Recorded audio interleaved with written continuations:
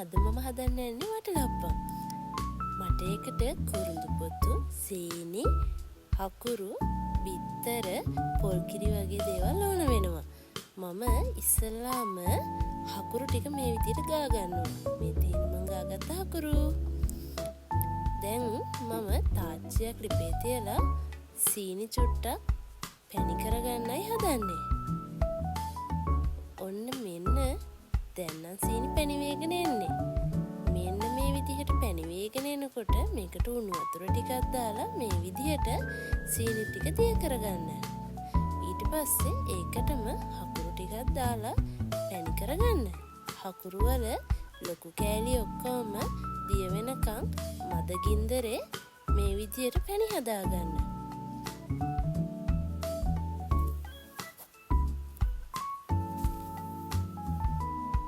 මේ විදිහට පැණි හදාගන්න අතරතුර මේ හදාගත්ත පැණි එක මම නිවෙන්න තියලා මම බිත්තර ටික කඩලා වෙනම බෝල් එකකට දාගන්නවා. මම මේකට බිත්තර 10ක් ගන්නවා. මේ බිත්තර 10 මම වෙන වෙනම කඩලා දාන්නේ බිත්තර සවුත් වෙලා තිබ්බොත් හොයාගන්න ලේසි හින්දා. ඊට පස්සේ මේ විදිහට වික්ස් එකකින් බිත්තර ටිකක් වික්ස් කරගන්න.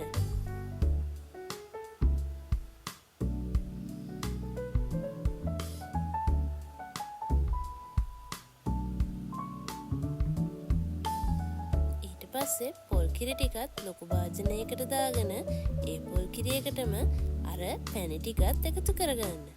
පැණි ටිකත් පොල් කිරි එකේ හොඳට දිය කරගන්න ඕනේ.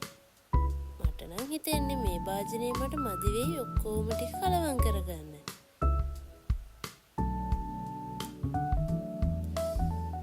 මම මේක වෙන භාජනයකට දාගන්නවා. මොකද මට මේකට බිත්තර කලවම් කරන්නත් ඕනේනේ.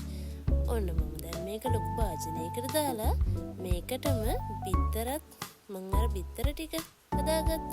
අන්න ඒ ටිකත් දාලා කලවම් කරගන්නවා.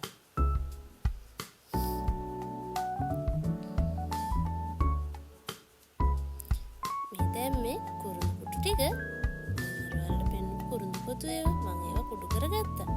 ඒ දාලා හොඳට මේක ආයෙත් හැඳි ගා ගන්නවා.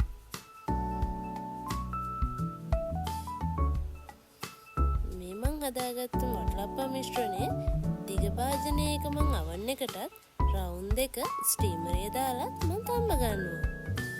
විනාඩි කිහිපයකට පස්සේ මේ තියෙන මම හදාගත්ත වටලප්පම්. මේවා හරි රසයි. ඔයාලත් හදලා බලලා ඔයාලා හදපු එකේ රස කොහොමද කියලා මට කමෙන්ට් එකක් දාලා තියන්න.